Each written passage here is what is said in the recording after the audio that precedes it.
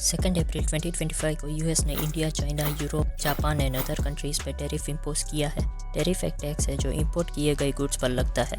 US ने Chinese goods पे 34%, India पे 26%, यूरोपियन यूनियन पे 20% एंड बाकी कंट्रीज़ पे भी टैरिफ इम्पोज किया है।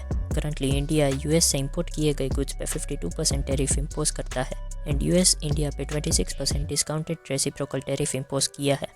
रेसिप्रोकल टैरिफ मतलब इंडिया में यूएस के इंपोर्टेड गुड्स पे जितना टैक्स लगता है उतना ही टैक्स यूएस भी इंडिया के इंपोर्ट किए गए गुड्स पर लगाएगा। बट यूएस ने 52% नहीं बल्कि 26% डिस्काउंटेड रेसिप्रोकल टैरिफ लगाया है। यह टैरिफ से इंडिया पे प्रेशर क्रिएट हो एंड इंडिया यूएस के इंपोर्ट टैरिफ को रिड्यूस करे। यह टैरिफ से यूएस में इंडियन प्रोडक्ट्स पे और टैक्स लगेगा एंड उनकी प्राइस बढ़ेगी एंड इंडियन प्रोडक्ट्स की प्राइस यूएस प्रोडक्ट की प्राइस से एक्सपेंसिव लगे एंड इंडियन प्रोडक्ट्स की डिमांड कम हो एंड यूएस ने अगर टैरिफ और बढ़ाया तो इंडियन गुड्स की डिमांड और कम हो सकती है।